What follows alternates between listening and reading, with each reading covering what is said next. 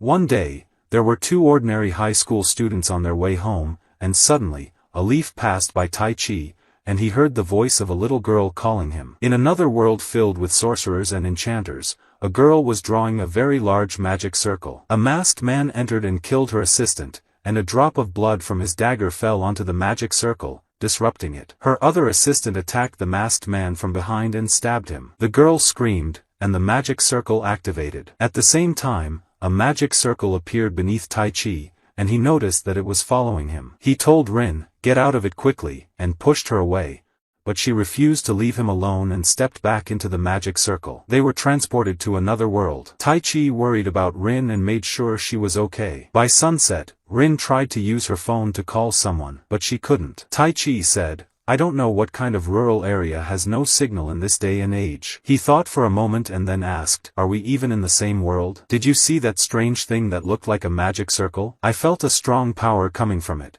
and I don't think it was just a game." But Rin refused to believe the idea and told him, "Don't say that." Suddenly, a terrifying horse appeared, and they ran away from it. It leaped at them, and Tai Chi quickly pushed Rin aside, saying, "This doesn't look like the usual horses we know. Is it targeting us?" He asked her, "Can you run? Get away from here as much as possible and hide. I'll be the bait, so use the chance and escape." She replied, "No. If you do that, you'll die." He said, "That's why it's better for one of us to die rather than both of us. Let your childhood friend show some bravery in a moment like this, at least." He ran toward the horse and threw a rock at it, but it had no effect. He tried to provoke the horse so it would chase him, and it worked. The horse charged at him and was about to breathe fire from its mouth. A warrior named Parada cast a wind spell and knocked it to the ground. He jumped at it with his sword and wounded it, but the horse breathed fire at him. Requeta then fired a magic arrow at it and said, "It was a wise decision to shoot my mithril arrows at this obsidian horse." Tai Chi asked, "Obsidian?" Requeta replied, "Do you see the horns on its head? They're made of obsidian. These are the strongest beasts in this area." Parada added, "They're just horses, but they breathe fire, eat flesh, and attack people." Michaela then entered the scene and said, "And they're worth a lot. Step back, I'll roast it." She used the flame spear and burned it. Tai Chi was impressed by their strength and thought to himself,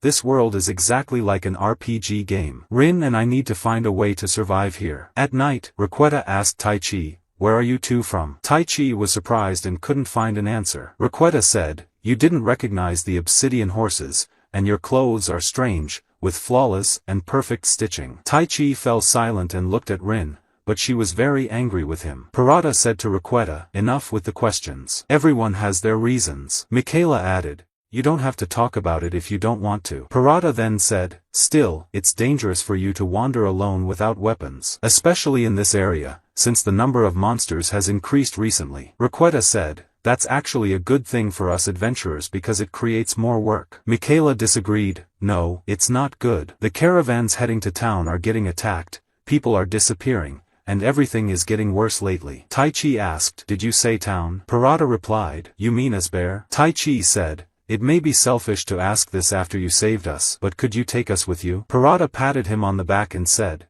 "No need to be shy, of course, we'll take you." Michaela added, "Helping others is part of an adventurer's job." Parada then said, "But in return, you have to make up with Rin before morning." Tai Chi went to Rin, who was alone, and asked, "Why are you angry with me?" She replied, "I'm not angry." He said, "We've been together since childhood, and I know you stay silent when you're upset. I'm sorry if I did something to upset you." "What did I do?" She told him, "Don't do things that will get you killed alone." He replied, "That was just a moment of impulse." She said, "Don't try to show off just because you're a man. Don't leave me alone." He said, "I'm sorry. I promise, no matter what happens from now on, I won't leave you alone. If we find ourselves in trouble, we'll get out of it together." The next day, they arrived at Esbear. Requeta said, "Our town is very active, and it's an important land within the magical kingdom of Elistan. We use it as a base for our operations." He then asked, "Are you really planning to become adventurers? Just so you know, it's a very dangerous profession." Tai Chi replied, "We know, but we still need a job anyway." Rin added, "We'll start with what we can do and gradually build our strength." Parada gave them money and said, "This is a farewell gift. If you're going to be adventurers, you'll need proper equipment. We work out of the Mizrael Inn. If you run into trouble, come find us." They then went to the Adventurers Guild, where the receptionist welcomed them and asked, "Is your race human?" They were surprised by the question and looked around.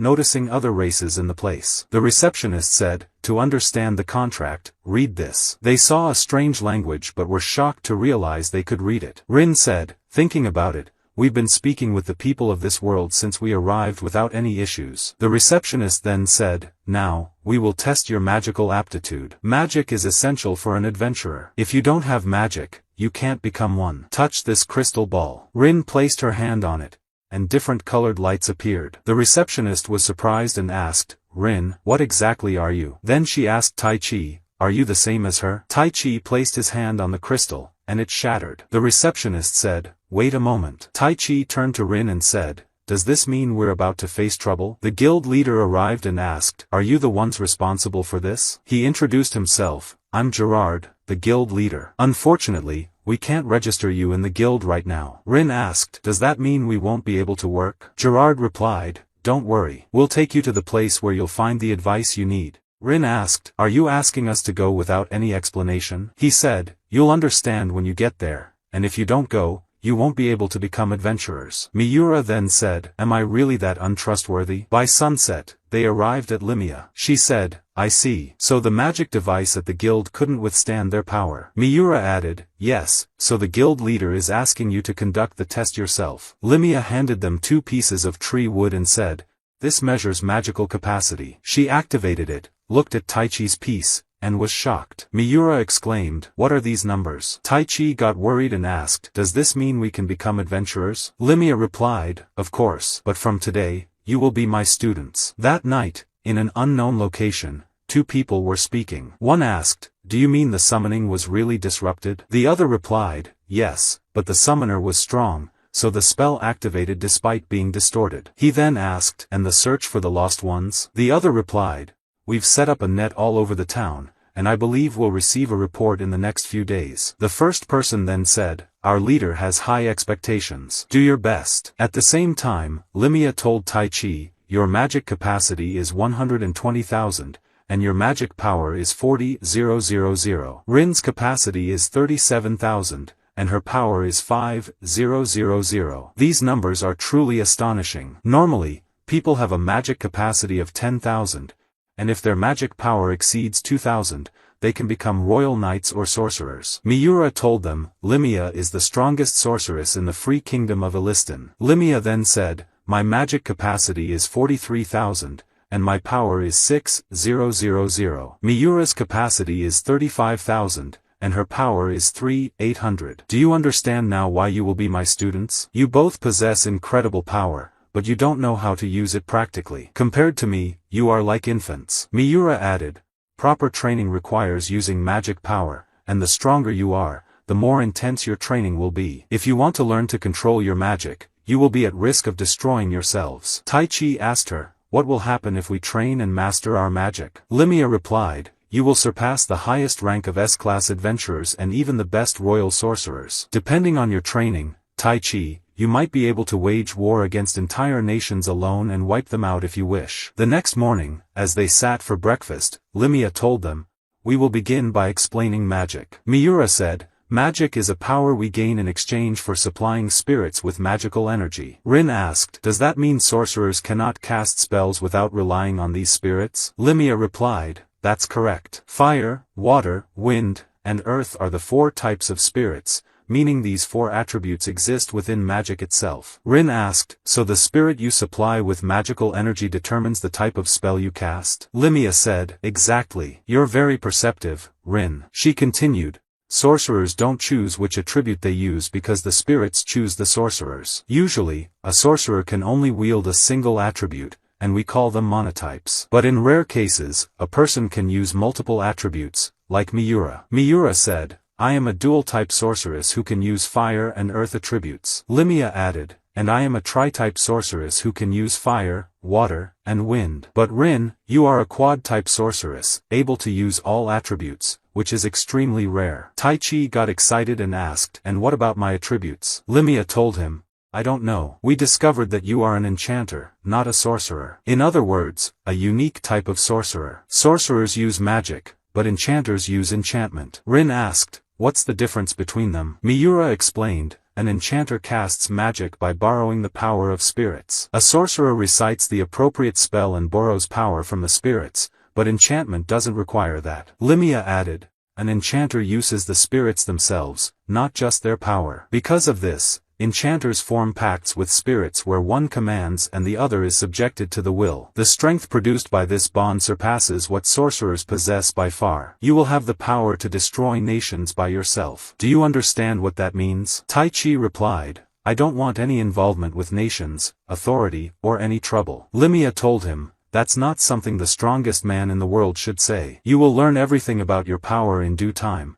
So until that happens, train seriously. They went to start their training, and Limia explained things to Tai Chi, but he was extremely exhausted and struggled to keep up. Suddenly, he heard a child's voice say, good luck. Limia asked him, what's wrong? He asked, did you just say something? She replied, no. At the same time, Miura told Rin, you need to visualize your magic and understand why and how fire burns. It's important to create a strong image of it in your mind. Then, say fire, as this is the signal that will convey the image to the spirits. Once you get used to it, you won't need to say it anymore. Rin answered the questions in her mind. Fire burns because of the chemical reaction known as combustion. It requires a flammable material, such as fuel or oxygen, to ignite. She successfully created fire on her first attempt, and Miura was amazed. Rin then said, I have an idea. You taught me that fire is a magical concept, and its image is usually the burning of wood or oil. But I think it would be stronger if we burned something different, like gas. The fire turned blue and became more intense. Miura was astonished and thought to herself, this isn't mentioned in any magic book. By sunset, Rin found Tai Chi lying on the ground and told him, don't give up. You can do this. He got up and tried again, and he heard the child's voice saying, your magic power is a mass at the center of your body. His hand began to glow, and the child's voice continued, I want to see you soon, Tai Chi. Rin asked him, is this your magic power? He asked her, did you hear a child's voice? She replied, no, I didn't hear anything. He told her, I heard a voice from somewhere, and it helped me. They entered Limia's place, and she told Tai Chi, tomorrow, we will work on your left hand. He replied, but I want to try using magic. She told him, no. The first thing you need to do is enhance your body's functions with your magic power. Even though you will continuously consume your magic power while enhancing, you have 120,000, so a lot will remain even if you use some. Anyway, until we figure out your attribute as a unique sorcerer, this will be your primary combat method. No spells, just enhance and strike. That night, Miura asked Limia, what do you think about them? Their magic power is unbelievable, and they managed to manifest it in a single day. They're not ordinary humans. Limia, you know something, don't you? Limia replied, actually, I have a suspicion. The situation has been dangerous in this area lately. It's hard to believe that the problems of the royal capital would extend this far, but the guild leader said something like that. In any case, we will complete their training within a month or 3 weeks. At the very least, we will train them enough so they can rely on themselves as adventurers. Miura asked,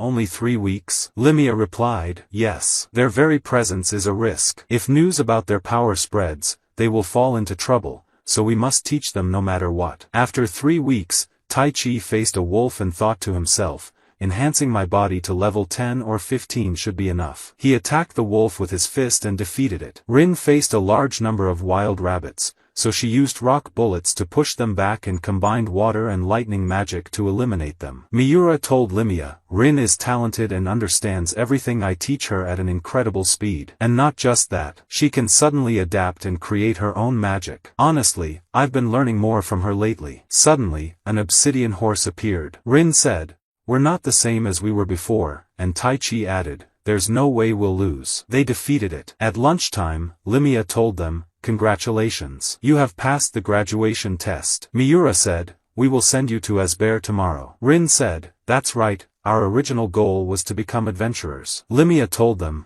there is nothing else I need to teach you. I'm sure you've already realized it, but you're lost. I've read about this before.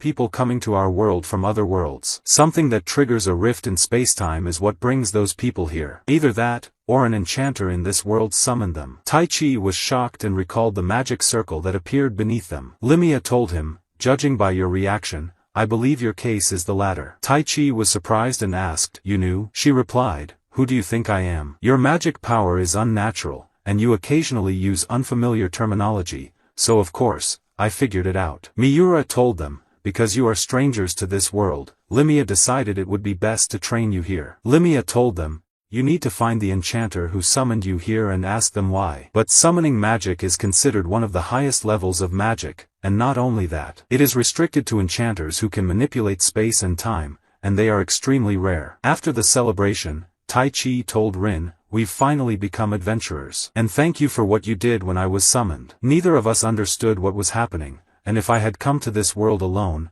I probably would have died. I was able to stand up and face the obsidian horse back then because you were with me. Maybe I'm the one who doesn't want to be alone. Anyway, we can earn money now, and we've gotten to know this world well. So first, we'll go on adventures, earn money, and settle down, and after that, we'll search for the enchanter who summoned us and make them send us back to our world. Agreed? That night, he thought to himself, the power to destroy nations. Do I really possess something like that? Suddenly, he heard the child's voice calling him again, saying, we'll be able to meet soon. He asked, what do you mean? She replied, I'm looking forward to it. He asked, where are you? She laughed, and a green light passed in front of him before disappearing. Tai Chi dreamed that he was in a field somewhere and heard the child's laughter. He asked, are you here? Who are you? And why do you keep calling me? She replied, I will be waiting. He asked, waiting for what? She said, soon, Tai Chi. He woke up and thought to himself, that dream again? 2 weeks ago, Rin and I returned to Esbear and registered as adventurers. We met the people who helped us,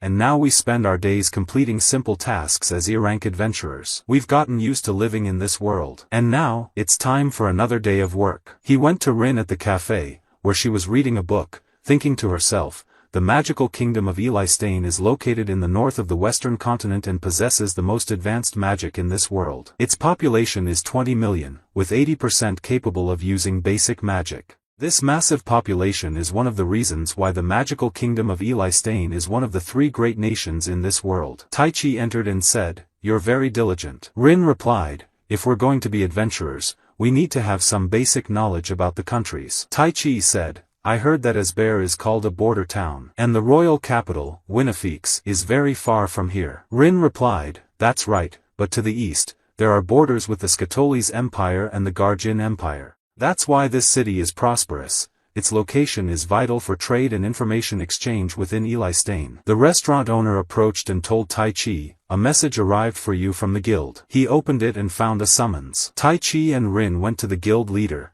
who handed them a job request, an investigation regarding a cafe in the slums. The guild leader explained, recently, we've heard about stolen goods from shops and caravans being smuggled into the city through the slums. Tai Chi asked, but isn't this a D-rank mission? The receptionist said, according to guild regulations, a group of adventurers can accept a request 1 rank higher than their classification. Rin noted, there are 2 X marks on this request. That means adventurers have failed it twice, right? And if there's a 3rd failure? The guild leader confirmed, yes, in that case, we would assign C-rank adventurers and pay additional compensation for our misjudgment. In any case, you are Limia's students, and your abilities are trusted. Your mentor said your power defies logical understanding. If you succeed, you will be promoted to D-rank. They accepted the mission. On their way, Tai Chi said, we won't be able to investigate properly until nightfall. Rin replied, we've been working non-stop recently. Tai Chi added, and I've been following Limia's rule not to use body enhancements outside of combat. She insisted I keep them below level 30. Rin replied,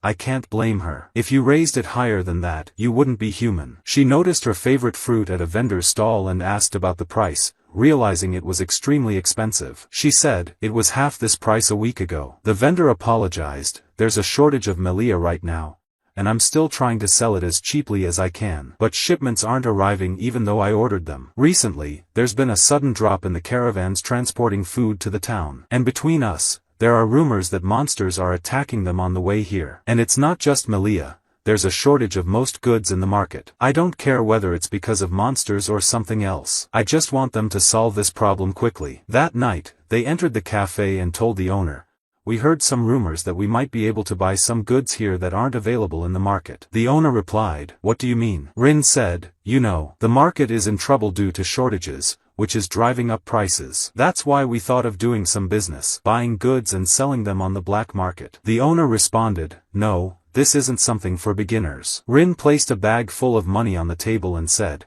but we came here because we heard that you sell anything for the right price. Everyone in the cafe was shocked by the amount of money. Rin whispered to Tai Chi, if this were a movie, he would take the bait now. Tai Chi replied, fiction is fiction. Rin said, it looks like we lured them out instead. Tai Chi and Rin attacked, making everyone fearful. One of the men said, I don't know. We were asked to do this by a man we met here. He said he had a good job for us, and we didn't ask his name. When we went to the designated location, the attack had already happened, and only the carriage and its cargo remained. Another said, we just brought the goods into the town, nothing more. We don't know what happened to them afterward. We only took a small amount. The owner of the cafe told Tai Chi and Rin, that's enough. It's true that this cafe sold the stolen goods these people brought, but that's normal around here. Don't get involved in what doesn't concern you. That's the law here. As they left, Rin said, we didn't get enough information. Tai Chi replied, and they weren't the type who could defeat D-rank adventurers. They noticed someone following them. 3 assassins appeared in front of them. Tai Chi attacked one, slamming her hard against the wall. Another lunged at him,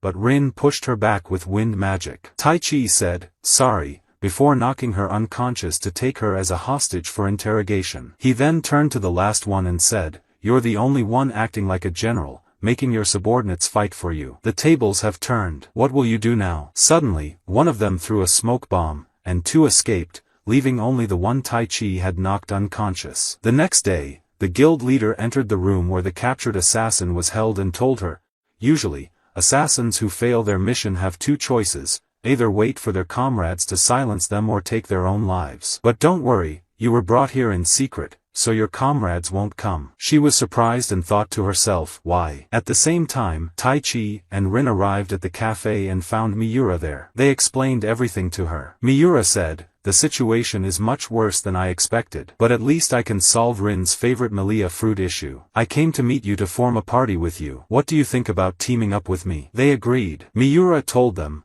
the Malia fruit in the northern forest is ready for harvest, but there's been a series of incidents recently. Thieves have been stealing it, causing a severe shortage, which is why the price has skyrocketed. The culprit has a powerful sorcerer protecting him, so the farmers can't resist. A request was sent to the guild to guard the Malia fields, capture the culprit, and defeat the sorcerer. They rode a carriage with Miura and set off on their mission. Miura thought to herself, I never imagined I'd form a party with anyone before. When they arrived at the village, the farmers, Mage, Laity, and Kashim, welcomed them. When Kashim shook hands with Tai Chi felt something strange. Later, at the field, Rin sensed a signal and said, something is approaching. And it's not human. 3 goblins and a large ogre appeared. Miura charged at the goblins, cutting them down one by one with her sword. Tai Chi punched the massive ogre with an enhancement level of 35, shattering its head. That night, Miura told Rin and Tai Chi, goblins and ogres don't usually live in the northern forest. Rin asked, you mean today's attack was likely orchestrated by someone? Miura replied, it's too soon to jump to conclusions. We need to see how our enemy acts to determine that. At the same time, a girl stood in the field,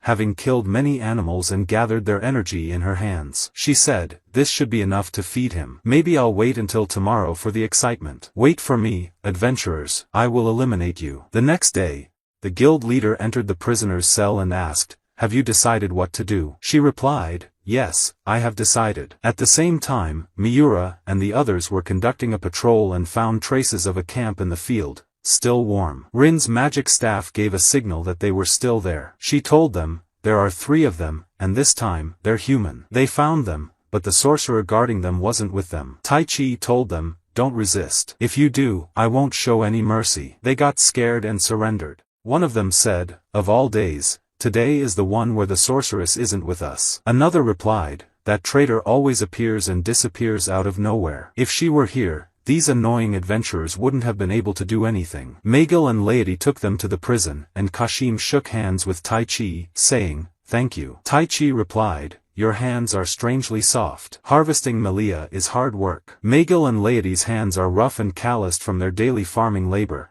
but you don't have a single scratch. Kashim said, actually, I'm the overseer. Miura said, and that's not all. You knew about the goblins and the ogre, didn't you? Rin added, it's unusual for a farmer who has never worked as an adventurer to recognize goblins and ogres. Tai Chi asked, who are you? Kashim smirked and said, you barely managed to figure it out. Yes, I was the one who sent the goblins and the ogre. I was the one who convinced the men to steal the Malia fruit. And I was the one who made the farmers send a request to the guild. Miura asked, why did you do all of this? Kashim replied, to lure the three of you here. I needed to test your abilities, and you amazed me. Especially you, Tai Chi, you were incredible, but also naive. A woman wearing a cloak of concealment appeared. Her name was Grammy. She said to Kashim, you talk too much. Kashim said, I'll leave the girls to you. I'll handle the boy. Rin launched a fireball at Grammy, but she dodged it. Miura attacked with her sword, but Grammy blocked her strike. Miura asked, if you could conceal yourself, why didn't you attack back then? Grammy replied, are you stupid? I have no interest in petty assassinations. What I desire is a clash between lives. She lunged at Miura,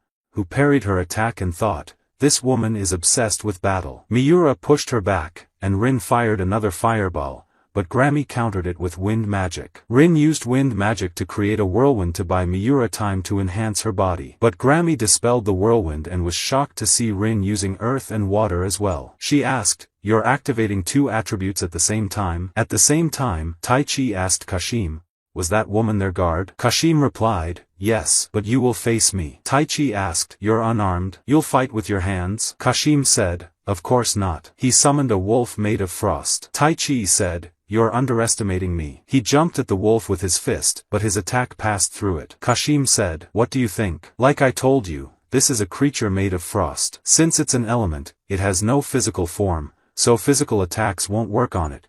But its attacks will work on you. Attacking it with your sword won't work either, though you could use it to defend yourself at least. Even though you defeated an ogre with a single punch, there's no way to fight the frost element. At the same time, Miura attacked Grammy, but Grammy blocked her strike. Rin thought, at this rate, Miura will just exhaust herself. She launched rocks and water, but Grammy maneuvered Miura into their path. Rin quickly dispelled her magic, but Grammy took advantage of Miura's distraction and punched her hard in the stomach. She then lunged at Rin, who used wind magic to push her back, but Grammy pierced through the wind with her sword. Meanwhile, Tai Chi cut off the wolf's leg with his sword, but it regenerated. Kashim said, are you wishing those two girls were here? Both of them use fire magic and could defeat the frost element, but it seems you can't use magic. Your only advantage is your physical abilities. Tai Chi asked, what are you after? Kashim replied, I've measured your strength. Now it's time to move on to the second phase. The wolf consumed the energy orb that Grammy had gathered the night before. Its power increased, its color turned red, and it charged at Tai Chi, sending him flying. Tai Chi tried to get up but coughed up blood. Kashim said, it looks like your enhancement couldn't keep up with the red element. I won't kill you, you're too valuable. Tai Chi asked, are you planning to force me to do something? Kashim replied, I don't know yet, but I will capture the two girls fighting Grammy as hostages. I need your power, and to obtain it, I need restraints to make you obey me. Those two will be those restraints. At the same time, Rin and Miura were on the ground, unable to move. Grammy said, I finally got excited, but this fight is over. Miura replied, you're really strong. She and Rin stood up and said, but that was just a test. Now, we begin our real plan. Miura attacked Grammy with her sword. Grammy blocked every strike and said, this is your new plan? It's the same as before. Rin suddenly rushed in with a lightning sword. Grammy jumped back to evade, but Miura was already waiting at her landing spot and kicked her. Grammy hit the ground, and Rin didn't give her a chance to recover. She conjured a stone sword and struck down with both blades, piercing Grammy with the lightning sword. Then Rin activated the whirlwind technique. Grammy said, that same trick again? Rin replied, not the same. If I spread something flammable inside the whirlwind and ignite it, it will explode. Miura attacked from behind and slashed Grammy with her sword. Later, Grammy regained consciousness and said, I admit I lost today. But when my wound heals and I become stronger, we'll have a rematch. Kashim appeared and said to Grammy, you lost? Rin and Miura were shocked. Kashim said, you'd better stop if you care about your friend. Tai Chi was beneath the wolf's paw, unconscious. Kashim said, his abilities are truly on another level. I can't believe he fought the red element with just his bare hands this entire time. Tai Chi regained consciousness and said, you bastard. The wolf stomped on him again. Kashim asked, will you accept defeat and do as I say? Tai Chi thought to himself, I won't let you take them hostage because of me. He lost consciousness and saw a green light. A child's voice asked him, do you want power? He replied, yes. I want to protect Rin and Miura. She said, I'll give it to you, but remember, this time is an exception. I'm breaking the rules to do this, so it will be extremely painful, like dying. Will you take it? He said, yes, I'll take it. I'll endure anything to defeat that man. She said, understood. I will grant it to you. My name is Ariel, spirit of wind. Tai Chi stood up, surrounded by a whirlwind. Kashim was shocked and said, he can still stand. He ordered the red element to attack, and Tai Chi was sent flying. Tai Chi laughed and said, this really is cheating. I didn't feel any pain from that hit. He looked at Kashim and said, you said you'd harm Rin and Miura. I'm going to end you. Kashim ordered the red element to breathe fire, but Tai Chi unleashed a stronger wind and destroyed it. Kashim and Grammy fled. At sunset, Kashim clutched his severed arm and said to Grammy, he got me. She asked, did you achieve your goal? He replied, yes. That boy is far stronger than we imagined. She said, that's a monster. There's no way that power belongs to a human. The next day, Limia tells Tai Chi, you have exhausted all your magical power and have been asleep for a whole week. Usually, you can recover the consumed magical power overnight, but when it is completely depleted, it takes a long time to regenerate it from the beginning. Rin and Miura thought you were unconscious due to the injury, so they brought a doctor to examine you, and he told them the same thing. But as the days passed, on the third day, they couldn't wait any longer, so they brought you here. They are investigating something in town right now. Tai Chi asks her what exactly happened in the northern forest, and when he tells her, she says, just as I expected. The Crimson Covenant. This is magic that consumes the blood of humans and monsters and is considered forbidden due to its brutality. Feeding anything to the sphere infused with this magic allows it to drain dozens of times more than their usual magical power. Tai Chi replies, I thought I was done for at that moment. But then, Ariel spoke to me. Limia is surprised and asks, are you sure that's what the voice told you? I can't believe it. Tai Chi asks her, can you explain? She tells him, remember when I told you that you are a unique magician who uses sorcery instead of magic, and that we don't know what your attribute is? He replies, yes. She says, now things have become clearer. At the same time,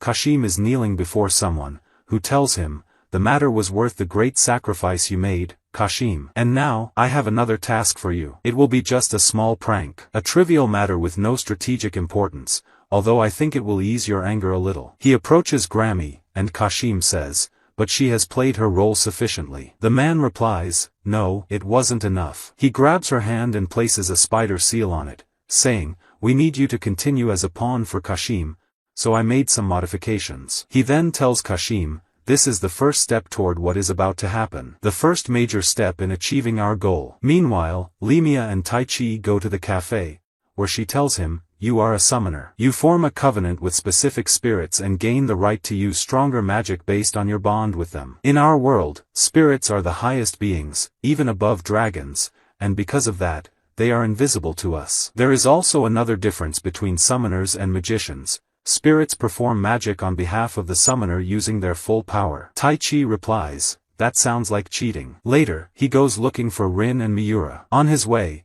he sees two men harassing a girl, so he intervenes to stop them. She escapes from them and says, you're too late. Tai Chi strikes them, causing them to flee. She thanks him for saving her, but he says, I think you could have handled it yourself. When that guy grabbed you, you slipped away easily without even using your strength. You kept up with me effortlessly when you saw me, but more importantly, you didn't flinch when I sent one of them flying. She responds, I knew you would notice. We met before, and you knocked me unconscious with a single punch to the stomach. I'm Anastasia, the former assassin you captured. She takes him to a place filled with guards, and they attack. Tai Chi asks her, does this mean you have joined the guild now? She replies, yes. An assassin who fails a mission has no other choice. He asks, and you investigated the matter of stolen food and goods that we were looking into? I'm surprised you found all that out. They defeat the last two guards at the door of a room and enter. Tai Chi asks her, what is the evidence? He finds the paper that Kashim's leader had left for him in the same room. That night, Rin and Miura are in the market when a strange man attacks them. They dodge the strike, and Miura counters with her sword,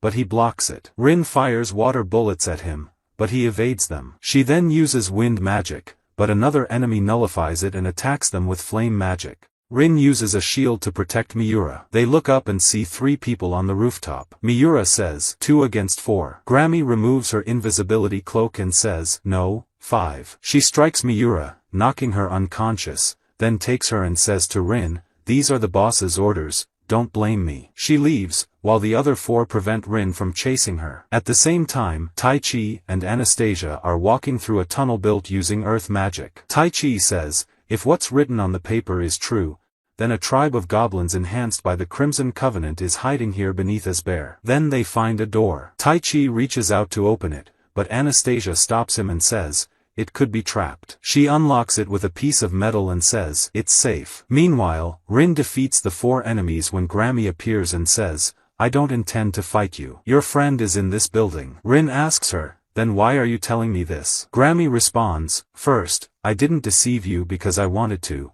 but you are both my prey, and I won't let either of you disappear. So, go save her quickly. My boss plans to use the Crimson Covenant on her. Rin flies toward the building at full speed. She opens the door and finds a group drawing a magic circle with Miura bound in the center. One of them asks, are you her friend? She demands, what are you doing to her? He replies, she will be our sacrifice. Rin slams him into the wall with wind magic, then uses a freezing technique to immobilize the remaining mage's legs. She casts earth magic to break the magic circle and freeze Miura. Then Kashim and his leader enter the room. Rin asks, are you responsible for all of this? The leader replies, yes, but I didn't come here to fight you. I came to inform you that an army of 3,000 monsters will attack this town. That's more than enough to destroy everything. Kashim adds, unfortunately, your boy won't be coming, because we've prepared a different stage for him. Their leader says, how long will you be able to defend the town? I'm curious to find out. Then they walk away. On their way, Kashim says to the leader,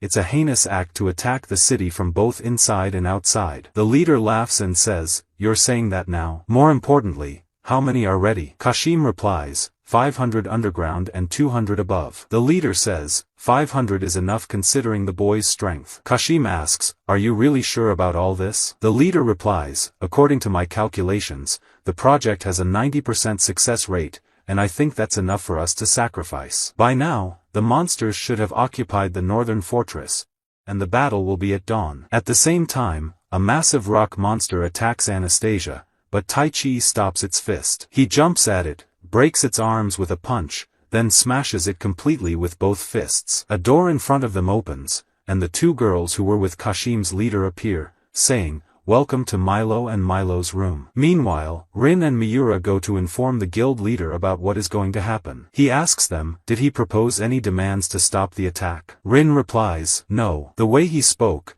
it seemed like his goal was to destroy the city entirely. He tells Mary, the receptionist, summon all adventurers and guards. Miura says, I think they were also behind the stolen goods. The guild leader replies, then they were trying to reduce the city's supplies to make the siege easier. Limia enters and says, I'll join you. I detected some strange magical forces in the north, so I came, but I didn't expect it to be something like this. At the same time, Tai Chi asks Milo and Milo, is this thing around us your creation? They reply, yes, and we also created the rock monster you destroyed. He asks, and what do you plan to do now? Milo says, we'll wake up the goblins and release them into the city. He asks, do you know what will happen if you do that? They reply, yes. The goblins have orders to kill and eat everyone. He asks, won't you be in danger too? They say, impossible. We have this crystal, and we can give the goblins orders with it. They use it to command the goblins to awaken, and they attack Tai Chi, but he kills them with his fists. He thinks to himself, if I enhance myself too much, I'll destroy the entire room. I have to restrain myself a little. Milo and Milo scream as the goblins attack them, and the crystal falls from their hands and shatters. Tai Chi saves them and says, I told you this would happen. Do you understand what you've done? They reply, we're sorry. He asks, how many of them are there? They reply, there are many rooms like this all over the city. He picks them up and places them next to Anastasia, then charges at the goblins. At the same time, Limia says, there are 3,000 monsters on their way to the town. The front lines consist mainly of forest beasts like fen wolves, while the orcs and ghouls are in the rear to deliver the final blow. We need to launch a wide-range fire attack to eliminate the weak ones so our forces can focus on the ghouls and orcs. Rin asks, we only need to take out the front lines, right? Limia replies, yes. Rin says, I have a plan. The next day, Limia tells Miura, trust what Rin told us. I don't know how advanced the science in her world is. She remembers Rin saying, I will combine earth, water, and fire magic to create a massive explosion. It's called an internal explosion, like a volcanic eruption. As the monsters approach, Rin uses earth magic to create a huge pit, making the frontline monsters fall in. She then uses water magic to flood them before using earth and fire magic to form a giant metal sphere, dropping it into the pit, causing a massive explosion. The guild leader orders the rest of the forces to attack. Kashim and his leader watch from a distance. The leader says, the fun is about to begin now. Your fate awaits you. At the same time, Taichi, Anastasia, and Milo arrive at the guild leader's tent. The Crimson Covenant enhanced monsters reach the battlefield, including 3 massive ghouls. Limia attacks the goblins with fire magic and tells Rin and Miura, hold them off for 30 seconds. I'll prepare a big move now and change the course of the battle with one strike. Miura and Rin try to buy her time as Limia prepares the spell. At the same time, Taichi asks the guild leader, where are Rin and Miura? Suddenly, they feel a powerful earthquake. Taichi tells Anastasia,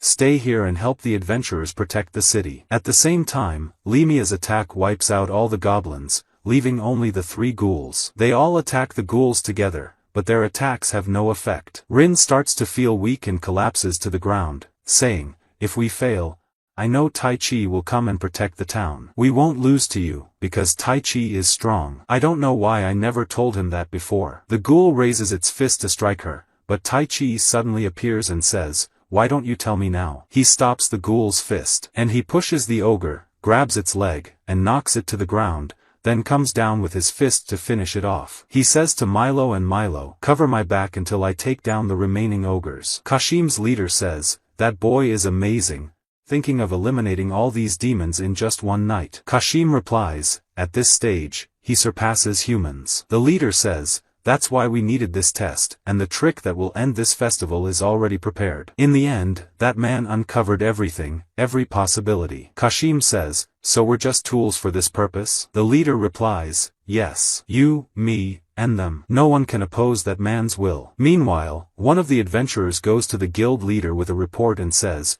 most of the red beasts have been subdued thanks to the tactical level magic of the falling leaves witch. The guild leader says, Limia finally unleashed it. The adventurer replies, but the red wolves, which we thought were the leaders, remain unaffected, and the ogres are currently engaged in battle with the young adventurer who went to help. The guild leader asks, and Taichi? The adventurer replies, he's fighting them with even greater power, but he's 1 against 3, so I don't think we can be optimistic. Anastasia thinks to herself, he was the only one who treated me as a person, not a tool. Inside the tent, the adventurers thank Anastasia, saying, thanks for helping us when there were so many monsters outside. She thinks to herself, I've stained my hands with assassination, but I wish I had a chance to start over. I'll trust Taichi the same way he believed in me. A disguised person walks past her and whispers something, causing her to move unconsciously. At the same time, Barada, Rakita, and Michaela attack the demons, while Rin and Miura continue fighting despite the amount of magic power they have consumed. Limia burns the creatures enhanced by the Crimson Pact, and Milo assist Rin and Miura. Taichi dodges the ogre's punch, strikes its chin, and knocks it down. The second ogre tries to hit him with a hammer, but he vanishes and appears behind it, kicking its neck, making it collapse to the ground before finishing them off so they won't rise again. Suddenly, he feels an earthquake, jumps into the air, and the ground cracks beneath him. Limia says, impossible. These creatures never interfere in battles between humans and monsters. A 2-headed dragon emerges from beneath, breathing fire into the sky. Kashim asks the leader, did you know about this? The leader replies, yes, and now all the necessary pieces are finally in place. This is where the Real battle begins. It's time to measure his power. Taichi says to the others, I can't believe all this chaos awakened a dragon that was dormant underground. Limia replies, no, nothing would make it leave its lair. A war on the surface is no more than the flutter of an insect's wing to dragons. Taichi tells them, we can't run in this situation. Limia, take everyone to the city and prepare for evacuation just in case. Rin steps closer to him and says, I'm with you. He replies, do what you want, but don't interfere. She asks, why? He says, I won't have any time in this fight. If it targets you, I'll react instinctively, and that will likely be my end. He approaches the dragon, and the dragon says, "You came?" Tai Chi replies, "Sorry for being late." He tries calling out to Ariel inside his mind, but she doesn't respond. Losing hope, he strengthens himself and attacks the dragon with his fist, but it easily blocks and knocks him away. Tai Chi charges forward, dodging the dragon's fireballs, but the dragon swipes him away with its tail and forms a fireball near Rin, signaling for her not to interfere. As Tai Chi struggles to get up, Anastasia appears. He asks, "What are you doing here?" She snaps back to her senses and asks, "Why am I here?" Suddenly, the dragon fires a flame ball at them, and Anastasia pushes Tai Chi aside, taking the hit instead. She wakes up and says to Tai Chi, "Sorry, but this was my fault." He replies, "It's definitely not your fault. The fact that you're alive is enough. Hold on, I'll finish this and take you to a healer." She says, "Thank you. You were the only one who treated me like a human. If I survive, please." But then she sees Rin and thinks to herself, "I know my feelings aren't mutual." She asks him, "Can we be friends?" He says, "What are you talking about? We're already friends." But then she dies. Tai Chi screams, remembering when he told her he wouldn't let her die, and thinks to himself, after telling her that, "I thought everything would be fine because of my tricks, but I was naive. I didn't take anything seriously, and in the end, I couldn't do anything. Give me power. Hurry, why have you been silent all this time? You're here, aren't you?" Ariel responds, "Yes, this is the strong emotion I needed from you, Tai Chi." Suddenly, he finds himself in a field, standing before Ariel. She says, "I'm sorry. I couldn't do anything. I'm a spirit, and you're a summoner. Spirits can't use their power without a summoner's command. That's the law of this world, and we can never break it." He says, "But you did it before." She replies, "That was an exception because your life was in danger, but it wasn't an official pact." "I'm sorry." He tells her, "No, it's not your fault. It was my mistake for failing to protect Anastasia. I didn't have the resolve to accept your power. I got what I deserved because I thought this was all just tricks and arrogance. A part of me was afraid of bearing a power beyond human limits. But I understand now. I want to protect everyone. Give me your power." She says, "As you command. From now on, call me Ari." He tells Rin, "Take care of Anastasia. She was a dear friend." He rises, activates Ari's power, and tells Rin, "I am now a summoner." The dragon says, "I respect your courage." Tai Chi replies, "I want to ask you something. Why does the dragon race interfere in a war like this? What is your goal? What will make you withdraw from this battle?" The dragon answers, "In that case, show me your true power, and I will answer your question and leave this place." The dragon takes flight, and its two heads unleash fire at him, but he counters with wind and manages to defeat them. The dragon says, "I'll answer you. I intervened in this battle because of a certain person. The goal was to fight you, and I'll give you one last warning. That person will continue to guide you from now on. But it is important for this land and the world. I accepted their request because I agree with their beliefs. So make sure you don't forget, if you want to protect what is dear to you, you must be strong." Meanwhile, Kashim's leader stands before the mastermind behind everything and says, "The test was a success. The boy made an official pact with the wind spirit." She says, "Then I must prepare for his next guidance quickly." After the damage caused by the battle, the town returned to normal. Tai Chi went to visit Anastasia's grave, then headed to Limia's house and showed them Ariel. Limia said, "So now you can summon a spirit and manifest it easily? You've improved a lot." They saw a carriage approaching. Limia said, "That's an envoy from the royal family." She introduced herself, saying, "I am Alcina Norman, daughter of Marquis Norman, and I have come on behalf of His Majesty King Gilmar." Limia said, "I've heard some suspicious rumors." Alcina replied, "I have come to ask for your help. Can you come with me to the royal capital, Winifex?" Indeed, they accompanied her. On the way, she told them, 30 years ago,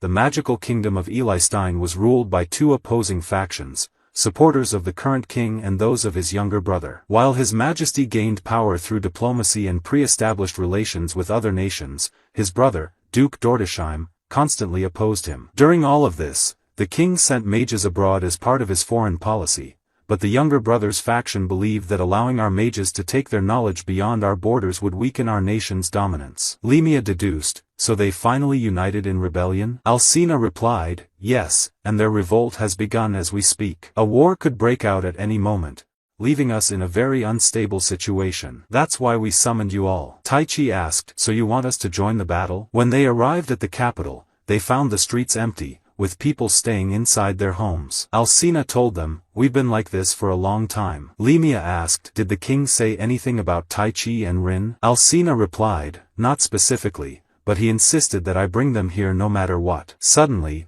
Rin and Tai Chi sensed an attack. Tai Chi grabbed Alcina and caught the arrow that had been fired at her. The archer who shot the arrow later went to Duke Dordesheim and said, "I'm sorry, I failed." The Duke replied, "So the previous reports weren't false." Alcina and the others arrived at the king's chamber, where everyone stared at them coldly, offering no welcome. Alcina introduced them, "This is Bella Livoma, head of the royal mages. This is General Sumala, supreme commander of the royal army. And this is Queen Charlotte Eli Stein." The king entered and said, "Raise your heads. I am Gilmar. I have heard of your achievements in the Battle of Esbear." Limia said, "Enough with the introductions, Gilmar. Get to the point." Everyone was shocked by her rude manner of speaking to the king. The king ordered Sumala and Bella to leave with their soldiers, then said to Limia, "You haven't changed at all." She replied, "Neither have you. I heard the details, and it seems the situation with Dordesheim is unstable. I can help you, but we have conditions. If you don't accept them, we'll return to Esbear." The king said, "All right.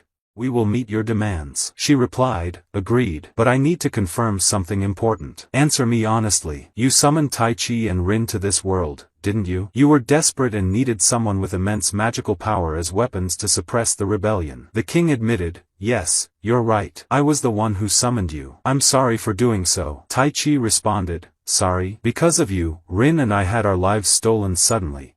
And we almost died, and now you brought us here just to kill some people for you?" Miura told the king, "I apologize for his tone, but Tai Chi and Rin came from a peaceful world. War and killing were never part of their lives." Limia added, "But don't forget that these two have become adventurers and are on the verge of fighting for this land." The king said, "I will take full responsibility." Tai Chi and Rin returned to their room. Rin told him, "Knowing who summoned us here is a step forward for us." Alcina entered and told them, "Someone wants to speak with you." Queen Charlotte entered and said, "I'm sorry. The truth is, I was the one who summoned you. I am a time-space mage capable of manipulating time and space. Against my will, when I summoned you, I placed you in a monster-infested area. I spent a long time searching for you, all because of my weakness." Alcina told her, "No, this isn't your fault. You were just following Gilmar's orders. I know how much you suffered because of this until you cast the spell." The queen replied, "No, we wanted to save our people.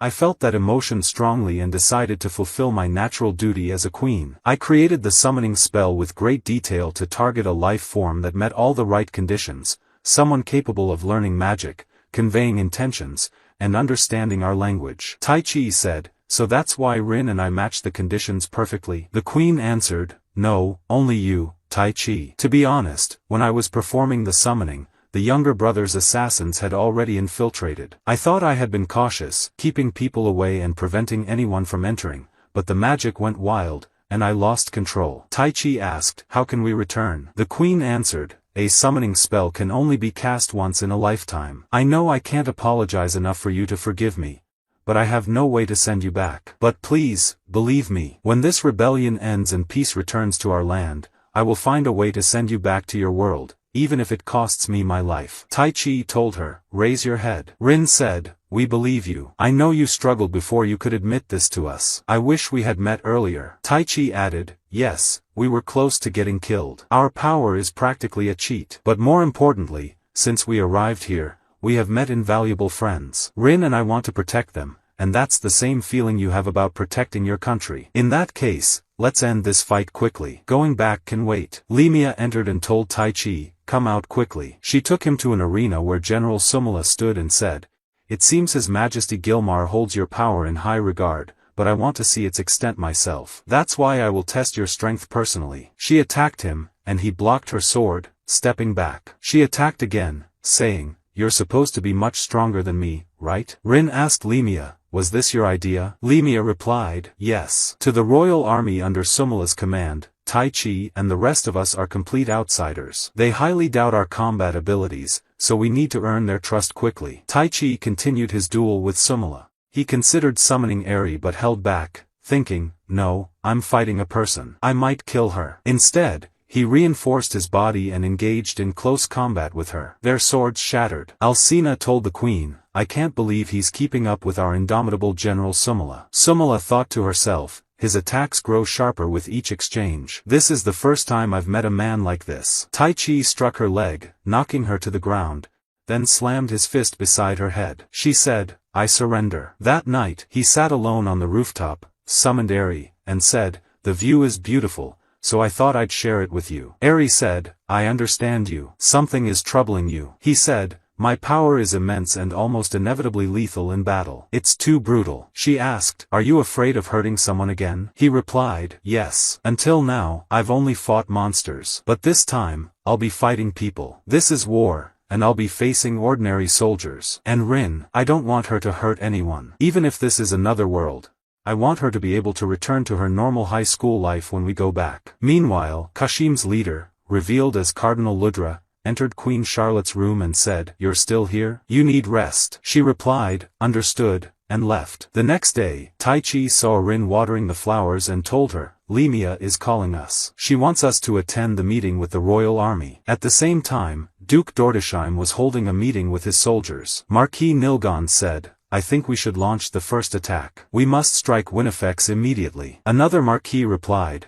"That's reckless and will cost us our lives." Nilgon responded, "You misunderstand. While we're sitting here, the king's faction is preparing for war, so we can't afford to waste another moment." The Marquis said, "They have a mysterious young man and woman from foreign lands. I heard the man can control spirits. It would be safer to assess their abilities and eliminate them when necessary." Nilgon said, "You're a coward. It's clear that you care more about your life than the fate of our nation." The Marquis countered, "And you're chasing glory in desperation to raise your status and reputation." Duke Dordesheim asked Nilgon, "Do you have a plan?" Nilgon replied, "Of course. I've prepared everything thoroughly, and I will take the capital in one strike." The Duke said, "I'll leave it to you," then added, "What concerns me are the two foreign youths. I hope they won't pose a threat to our army." At the same time, Bella and Sumala reported to the king, "We have received a report that the rebel army is moving its forces." Sumala asked, "How many are there?" Bella replied, "Approximately 1,000. Meanwhile, our army consists of 3,000 knights ready for battle and 6,000 on standby." The king asked, "What about our royal mages?" Bella answered, "We have 300 ready for combat now and 500 in reserve." The king said, "Prepare to deploy them." The queen asked, "And Tai Chi and Rin?" Sumala responded, "They will certainly be placed in our ranks." Sumala then went to Tai Chi and Rin and told them,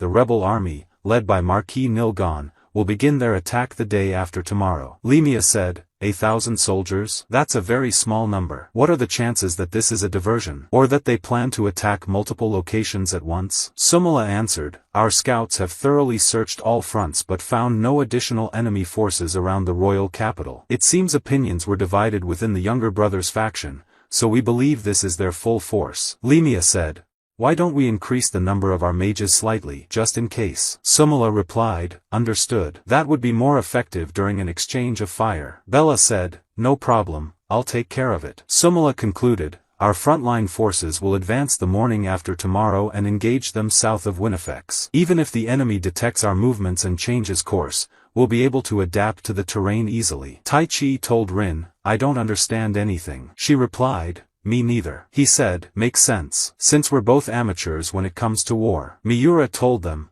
"But you'll be fine. Just fight as you normally do and follow instructions." Limia added, "The naive belief that you can win without losses is your greatest enemy on the battlefield. Either you kill, or you are killed." That night, Tai Chi went to Rin's room and said, "I have a message from Limia. She says you need to rest well because we'll wake up early." Rin said, "This brings back memories. I always got nervous and couldn't sleep before a tennis match. At those times, I'd always think about my opponent and imagine they were just as nervous as I was. I think the same applies to war. I think about the people we're going to fight. I know it's naive, but I wonder if it's normal to kill just because it's a war. It's not as if it's wrong in our world but right in this one." Tai Chi told her, "You don't have to join the battle tomorrow. You heard from Queen Charlotte that you only came to this world because she lost control of her magic. Your presence here is my fault." She replied, "No, it's not your fault. I was the one who chose to jump into the magic circle back then, so I'm here by my own choice. That's why I'll join the battle and fight alongside you." He said, Then I'll protect you no matter what, so don't worry. At the same time, Miura was with Limia and asked, will Rin be okay? She looked really tense. Limia said, I said what I said to ignite a fire within them, but we don't need reckless killing. Knowing Tai Chi and Rin, they'll be able to stay calm, handle the battle, and eliminate the enemy. Miura said, I'll go check on her. Suddenly, Limia sensed something and ran to the balcony. Someone was watching them from a tree. It was the Marquis who had argued with Nilgon, and he had sent an assassin, saying, kill them in their sleep. We won't let Nilgon take all the glory. The assassin entered the room and stabbed the bed, but when he lifted the blanket, he found only pillows. Tai Chi entered and said, unfortunately, we noticed you were here. Limia said, impressed, you managed to infiltrate the palace without being detected. The assassin lunged at Rin, but Tai Chi pulled her away and struck him, sending him flying. He grabbed him, and as the assassin tried to escape, Tai Chi held him down. Tai Chi thought to himself, what I fear most is not hurting others or killing them, but losing the ones I swore to protect. He continued beating the assassin, recalling Anastasia, and thought, this won't happen again. Limia told him, enough, then asked the assassin, who sent you? But the assassin pushed Tai Chi away, escaped, bit his tongue, and took his own life. The next day, the enemy army approached. Sumala told Tai Chi, it's your turn. He summoned Ariel and unleashed a gust of wind in front of the enemy forces, splitting the ground. Limia said, now, the rebel army won't be able to advance without going around the rift, which will make them an easy target for our forces. Sumala added, but something is worrying me. They are far too lightly equipped for an attack on the royal capital. Nilgon told his soldiers, do not waver. Magic is the foundation of our nation, and we all know what will happen if they sell our magic to other countries and allow anyone to use it. Now is the time to show them. The ring on his hand began to glow. Miura said, they're not moving. Suddenly, fireballs formed above them, raining down on the soldiers, followed by massive boulders. Bella said, impossible. They'd need 1,000 royal mages to launch such a long-range attack. Tai Chi activated his magic sight, looked at them, and said, they're all wearing rings. Limia said, those are magic stones. A tool that activates spells even for those who can't use magic. Miura said, I can't believe they supplied 1,000 soldiers with such expensive magical tools. Limia said, I wonder where they got the funding for this. But that's not the scariest part. When you use a magic tool that doesn't match your magical capacity and power, you'll be completely drained. You could say that the magic stone uses the wielder's life force as fuel, and once the fuel runs out, Sumala said, we'll see a massive number of deaths. Bella added, it seems the soldiers don't know much about magic. If they did, they'd realize they're marching to their deaths. Miura said, we have to stop them. One of Sumala's soldiers said, there's no need. This is an opportunity for our army, and we won't even have to bother fighting, they'll destroy themselves. Sumala said, I don't want to just stand by and watch, knowing what awaits them. Bella added, even if we are on opposing sides, they are still citizens of our nation, and surely, the king wouldn't want unnecessary deaths. Limia said, I have a plan, but I need you, Rin. Rin replied, I'm with you. Nilgon's soldiers kept collapsing one after another. He ordered them to focus their attacks on Rin, Tai Chi, and Miura. Ariel created a barrier, and Tai Chi asked, you can do things like this? She replied, it's more like repelling them with wind pressure than creating a real barrier. A rock slipped past, but Miura saved Rin and said, just focus on the spell. Bella's mages unleashed a burst of wind and water. Tai Chi signaled Rin to use lightning, and the rain poured down on Nilgon and his soldiers, electrocuting them into unconsciousness. Suddenly, a soldier from Duke Dordesheim's forces, named Animecaps, appeared behind Nilgon. Nilgon asked, what are you doing here? Animecaps replied, the girl created muddy water with the rain and used electricity to paralyze them. It was a tactic to stop us without killing us. Nilgon ordered, wake the soldiers. Animecaps said, it's no use until the paralysis wears off. He stepped closer and said, escape is impossible. It seems this is the end. Nilgon said, you fool. You were the one who gave us these magic stones and told me they would bring me glory. Animecaps replied, did I? Then he stabbed Nilgon in the stomach and said, your role ends here. The next day, Limia and Miura came to Tai Chi and Rin and told them, King Gilmar is summoning us. When they arrived, all eyes were on Tai Chi, and he overheard people saying, is this the man who split the earth? The king said, your performance yesterday is worthy of praise, and my daughter said she wants to reward you for it. Servants entered carrying various weapons, and Limia said, these are exquisite artifacts. The king said, They are all rare pieces belonging to the royal family. You may take whatever you like. Miura chose a dagger, Rin found a new staff, and Limia took a rare magic stone. Taichi chose a sword. The queen told him, that sword was crafted in an eastern island nation because no blacksmith in our country could identify the materials used in its creation or how it was forged. But I have heard that it is a weapon of exceptional quality. He decided to take it. Afterward, he walked through the city and told Ariel, I'm being closely watched. He overheard people saying, that's the man who protected this town yesterday. I heard he's an incredible mage summoned by the king. Children gathered around him to greet him. After bidding them farewell, he walked away and waited to be alone before saying, come out. I know you're there. Kashim emerged and said, the hero who defeated the army of the king's younger brother refuses to face someone like me? Taichi asked, what happened to your arm? Kashim replied, why are you asking now? You're the one who blew it off. Taichi remembered when he lost control and unleashed his wind magic on Kashim. Kashim said, the frustration from my defeat never fades, and you didn't even realize what you had done. I will kill you. I will make sure I defeat you and force you to kneel before me. I have every right to do so. Taichi said, if you want to fight, let's do it somewhere else so no one else gets involved. Kashim responded, you're more worried about others than yourself? Look who's pretending to be the perfect hero. Taichi said, I'd rather not fight at all. Kashim replied, you have no right to refuse. I've prepared a plan to poison all the capital's wells if you decline. Now, come with me. At the same time, Rin and Miura were testing their new weapons and training. Rin launched fireballs at Miura, who dodged them and engaged with her dagger. Rin repelled her with wind magic. Miura said, I'm impressed. Thank you for not holding back. Rin replied, of course not. I'm facing you seriously. Miura said, I love that about you. They continued training. Meanwhile, Limia told Sumala, you've become an excellent general. You planned these maneuvers to ease the soldiers' fears, didn't you? Sumala replied, I'll never surpass you, Falling Leaves Witch. I received a report that Duke Dordesheim and his forces have reformed to about 60% of their strength. I think we'll head out at night, but I don't know how many of our soldiers will make it back to the royal capital safely. At the same time, Taichi followed Kashim to the location where they would fight. Kashim said, we will fight here, but at this rate, I have no chance of defeating you, so I will limit your power. This is a magic tool that will bring your magical power down to the same level as mine. Once I use it, we will be equal. Ariel told Taichi, I have a bad feeling about this tool. Kashim said, finally, it's time. If not for the difference in our levels, I would never have lost. Taichi asked, and what makes you so sure of that? If our power is equal, neither of us will have an advantage. Kashim scoffed, idiot. If our power is equal, hard work will be the deciding factor. Unfortunately,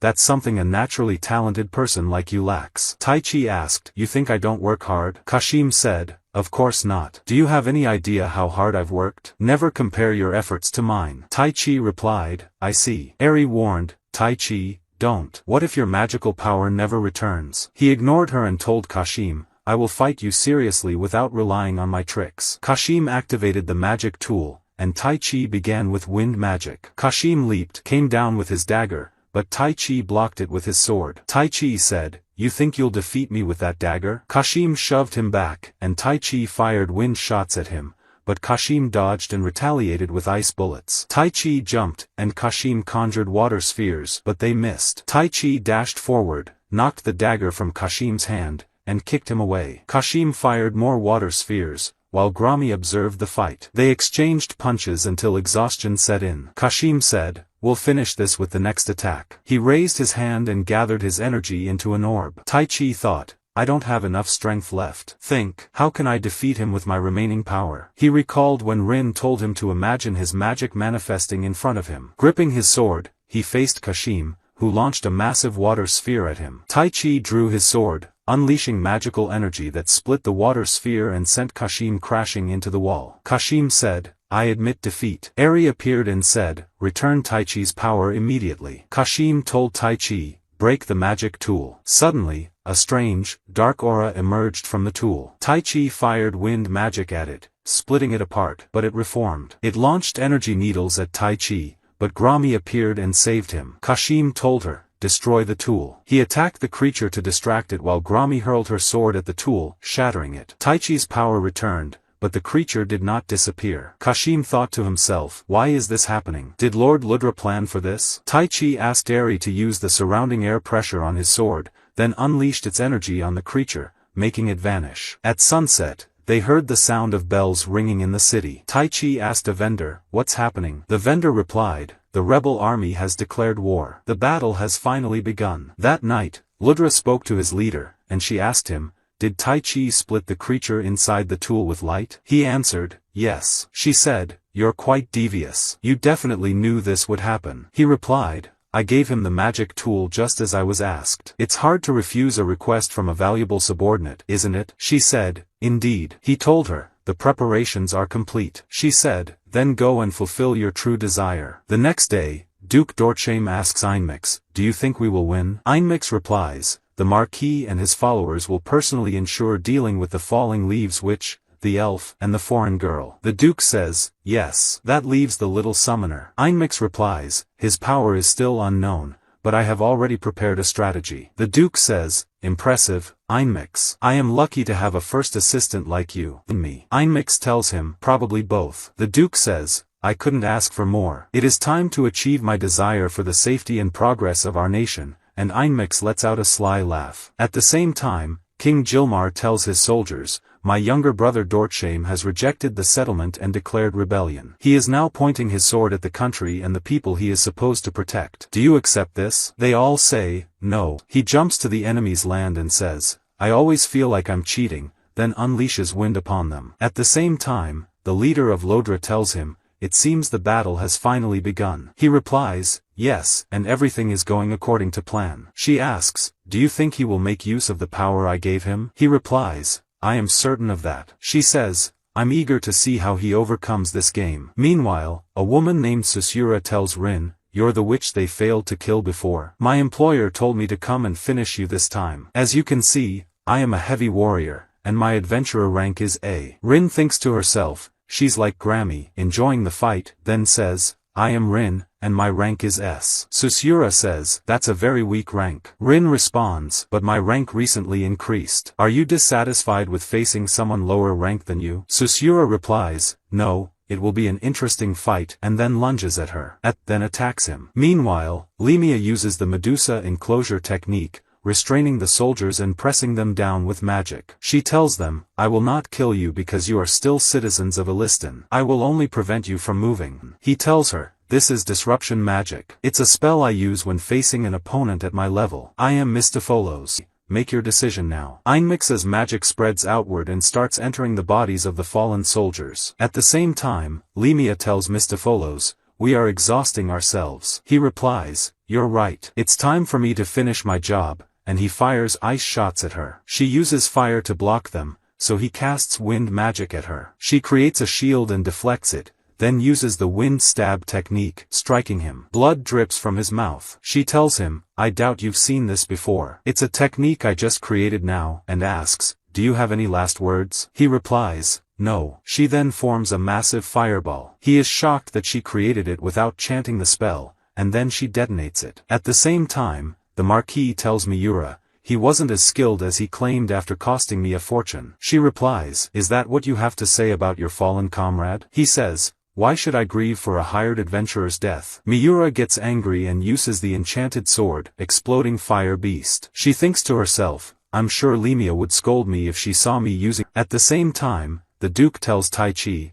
"I reject your offer. Can you tell me one thing? If you really have the power to destroy nations, why are you letting Gilmar use you? Why not be the king yourself?" Tai Chi replies, "Because it's bothersome. If I became king, I'd have enormous responsibilities. I'd lose sleep because of ruling, managing the economy, and diplomacy." The Duke asks, "Why not rule as you wish? Being a dictator is an option too." Tai Chi replies, "Impossible. Why would I burden myself just to make people hate me? There's no real life in forcing peoples. Things would have been vastly different. But sometimes, those with power must achieve something, even if it means making a great sacrifice, even if it means spilling the blood of many innocent citizens, and even if history remembers me as a fool. There is something I must protect with my pride and soul." Tai Chi asks, "So you have no intention of backing down?" The Duke replies, "I have dedicated." At the same time, Susura tells Rin, "You're stronger than I expected, but you won't defeat me if you only defend." Rin thinks to herself, "My opponent relies on a fighting style based on strength and speed. Miura was with me when I fought Grammy,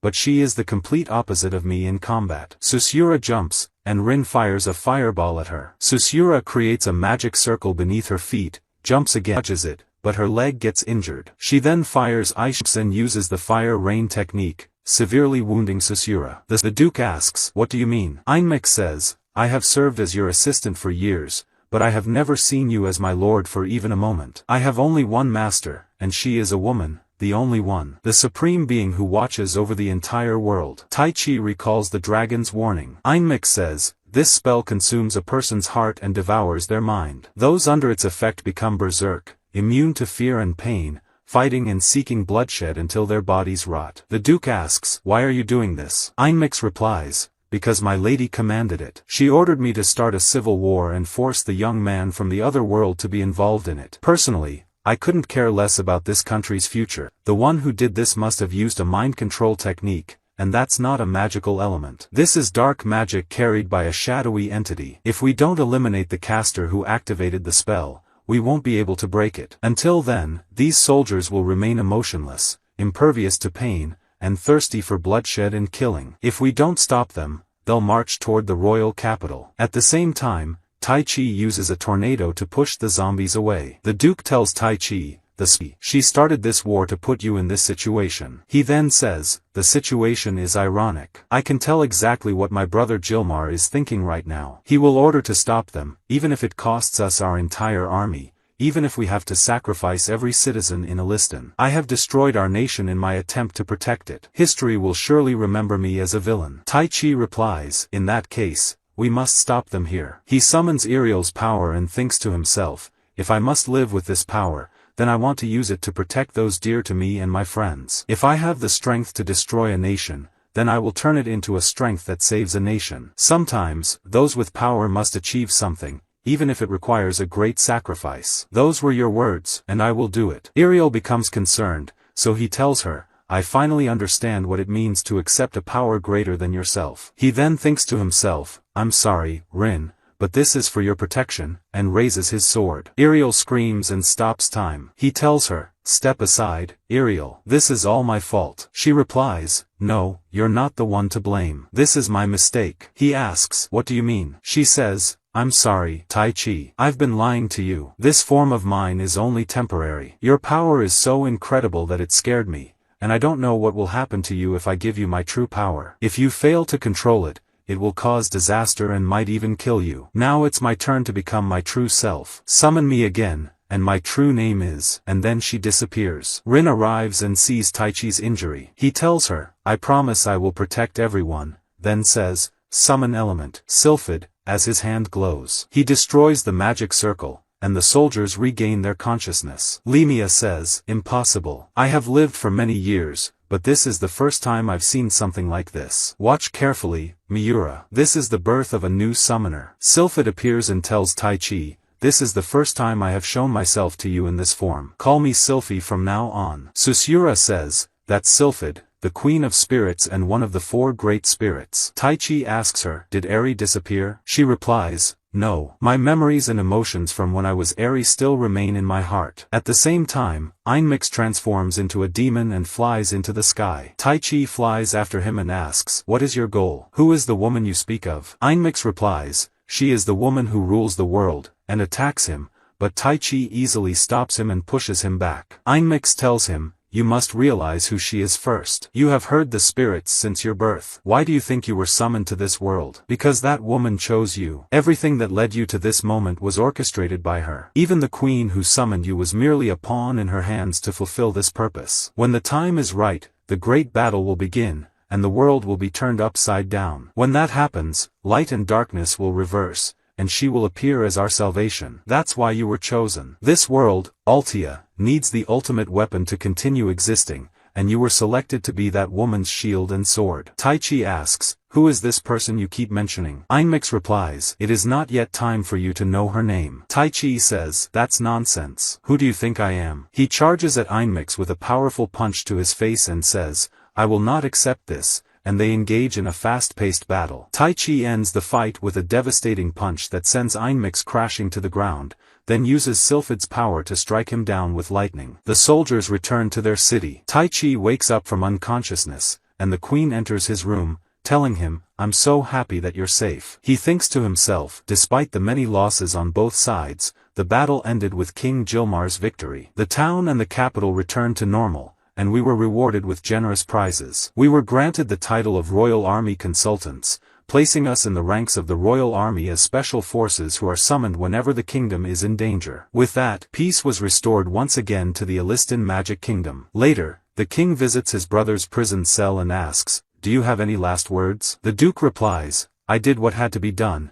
and I regret nothing," and he is executed. The next day, Tai Chi is alone on the balcony when Limia enters and asks, "You're not seriously thinking that you should have handled the situation better, are you?" He replies, "Yes." She tells him, "Stop acting like a child. Humans aren't perfect. But those with greater power than ordinary people will be forced to make difficult decisions from time to time. What you chose and what you didn't choose in those moments is the burden you must accept. Stay true to your heart, doubt, worry, face problems, and grow to become better." Afterward, they go to the queen, who tells Tai Chi and Rin, "I promise to return you to your world one day." Rin tells her, "We're counting on you, but don't strain yourself." Tai Chi says, "I have come to love my life here, and we have dear friends." Then, they set off toward the town of Esbear.